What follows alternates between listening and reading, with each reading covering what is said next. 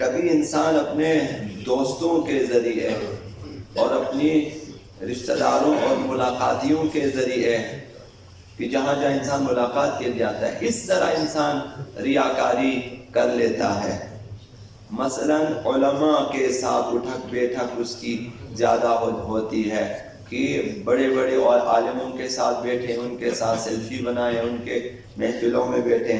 کبھی عابدوں کے ساتھ، زاہدوں کے ساتھ مثلا، یا جو عرفاء ہیں ان کے ساتھ، اولیاء الہی کے ساتھ اٹھک بیٹھک۔ عراق جا کر ہم نے فلاں مجتہدین سے مثلا ملاقاتیں کی ہے، ایران جا کر ہم نے فلاں آیات اعظام سے ہم نے ملاقاتیں کی ہے۔ اور کبھی انسان فقراء اور مساکین کے ساتھ ہم نشین ہو جاتے ہیں۔ یہ چیزیں فی نفس ہی بری چیزیں نہیں ہیں، لیکن اگر یہ سب اگر اپنی شہرت کے لیے ہو اور لوگوں کے دلوں میں اپنی محبت پیدا کرنے کے لیے ہو، اپنی محبوبیت کے لیے ہو، اور دوسروں کو یہ باور کرانے کے لیے کہ میں کس قدر اچھا انسان ہوں، کہ میرا رتبہ دینی بہت بلند ہے، کہ میں مثلا فلاں آیات کے ساتھ، آیات اعظام کے ساتھ میں بیٹھا ہوں۔ دیکھیں میرے بعض لوگ تو خیر البم بھر کے تصویریں بھی رکھ کے دوسروں کو ایک ایک کر کے دکھاتے جاتے ہیں کہ میں تو اگر فی نفس ہی کوئی حرج نہیں ہے۔ حتیٰ آیات اعظام تو خیر اولیاء الہی ہے، عام مومن کی ملاقات بھی امام معصوم کی زیارت کا ثواب رکھتا ہے اگر اس نیت سے جائیں۔ اگر دکھاوے کے لیے جائیں تو امام کی زیارت بھی بے فائدہ ہے، دکھاوے کے لیے جائیں تو علماء اعظام کی ملاقاتیں اور ان کے ساتھ بیٹھنا بھی بیکار ہے۔ نہ صرف بیکار ہے بلکہ گناہوں میں، تو صرف نیت میں فرق ہے کہ یہ بندہ کس نیت سے جا رہا ہے۔ اس بندے کو شاید ملاقات سے زیادہ سیلفی مہم ہے، تصویریں مہم ہے کہ اس کے ساتھ میری تصویر ہونی چاہیے۔ اگر یہ ایسی چیزیں ہیں تو یہ ایک طریقہ ہے کہ انسان اس طرح سے جو ہے فقراء کے ساتھ بیٹھے ہوتے تاکہ لوگ اسے بہت بڑا دیندار سمجھیں، متواضع سمجھیں۔ علماء کے ساتھ بیٹھے ہیں شاید کہ لوگ اسے سمجھیں کہ بہت بڑا دینی بندہ ہے۔ تو لہٰذا یہ ریاکاری کی ایک قسم ہے۔ حضرت آقا امیر المؤمنین علی بن ابی طالب علیہ السلام ارشاد فرماتے ہیں للمرائی ثلاث علامات، ریاکار کی 3 نشانیاں ہوتی ہیں۔ یہ عام ہم میں سے ہر شخص اپنے بارے میں دیکھیں، نہ دوسروں کے بارے میں، نہ دیکھیں دوسرا کیا کرتا ہے کہ وہ کس قدر ریاکار، نہ خود ریاکار ہے یا نہیں ہے۔ اگر نہیں ہے تو شکر خدا بجا لائیں، اگر ہے تو توبہ کریں۔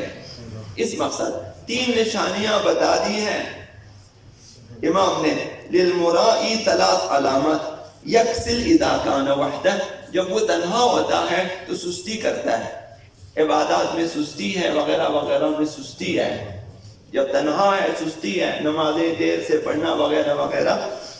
وَيَنْشَطُ إِذَا كَانَ فِي النَّاسِ، جب لوگوں میں ہوتا ہے تو اس کا نشاط بڑھ جاتا ہے، اس کی چستی بڑھ جاتی ہے، اس کا شوق و شغف زیادہ ہو جاتا ہے، لوگوں میں بڑھ چڑھ کر عبادت کرتا ہے یا اپنی دینداری ظاہر کرتا ہے، لیکن خلوت میں کچھ بھی نہیں ہے۔ یہ ریاکاری کی نشانیاں ہیں۔ اور تیسری نشانی یہ ہے وَيَزِيدُ فِي الْعَمَلِ إِذَا أُثْنِيَ عَلَيْهِ، جب اس کی تعریف کی جاتی ہے تو اس کی عبادتیں بڑھتی جاتی ہیں۔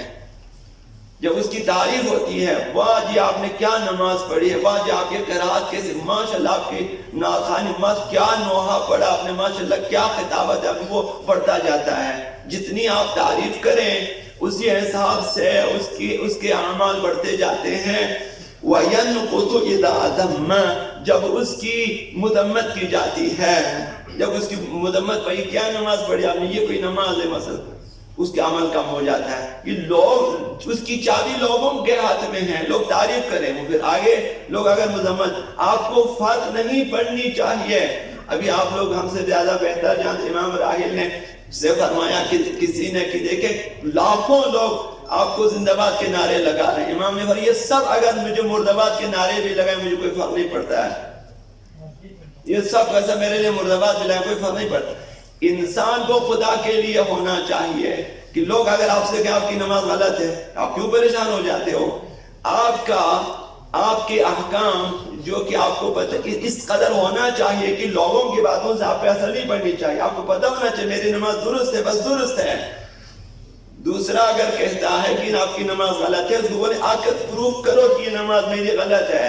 میں نے عموماً خصوصاً چھوٹے جو ہمارے نوجوان ہوتے ہیں وہ پریشان ہوتے ہیں کہ اس نے کہا میری نماز غلط ہے، اس نے کہا میری نماز غلط ہے. بھئی آپ ان سے پوچھ تو لیں کہ کہاں پہ نماز کی غلطی ہے اور یہ کیسے نماز غلط ہو سکتی ہے. یا اسی طرح کسی نے نماز کی درستگی کا فتویٰ نہیں آپ کی نماز بالکل ٹھیک ہے، وہ بیچارہ خوشحال رہتا ہے. کسی کے کہنے پہ نہ جائیں. آپ کی نماز کے بارے میں، آپ کے روزے کے بارے میں، آپ کے اعمال کے بارے میں آپ کو پتہ ہونا چاہیے کہ صحیح ہے یا غلط. دوسروں کے کہنے پر آپ بالکل نہ جائیں. یہ ہماری کمزوری ہوتی ہے کہ وہ شخص کہتا ہے کہ آپ کی نماز باطل ہو گئی. اب یہ کیوں پریشان ہو جاتا ہے؟ چونکہ آپ کو پتہ نہیں ہے، چونکہ آپ ایسے ہی نماز پڑھ رہے ہیں تو ابھی کسی نے کہا غلط ہے تو آپ پریشان ہو جاتے ہیں، کسی نے کہا ٹھیک ہے تو آپ خوشحال ہو جاتے ہیں. تو لہٰذا یہ کہ لوگ اگر آپ کی تعریف کریں اور آپ خوشحال ہو جائیں، یہ جب بھی آپ کی تعریف کریں وہاں پر آپ کو گریہ کرنا چاہیے کہ میری تعریف کر رہا ہے، کہیں ایسا نہ ہو کہ میں ہوا میں فٹ ہو جاؤں. وہاں سے انسان گمراہ ہونا شروع ہو جاتا ہے. لوگوں کی تعریفیں انسان کو گمراہ کرتی ہیں. یہاں پہ انسان کو خوب دقت کرنی چاہیے.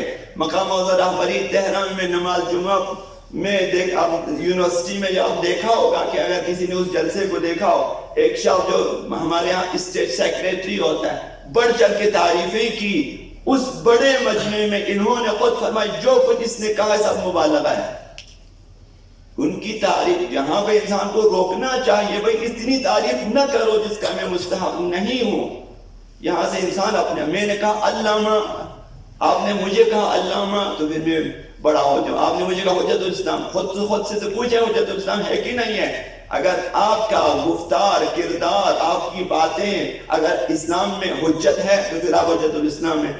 اگر آپ کی باتیں حجت نہیں ہیں تو پھر آپ حجت الاسلام نہیں ہیں. اگر آپ کا کردار حجت نہیں ہے، امام راہی جیسے، مقام معظم رہبری جیسے، عید اللہ بہاجی جیسے، یہ لوگ حجت ہیں.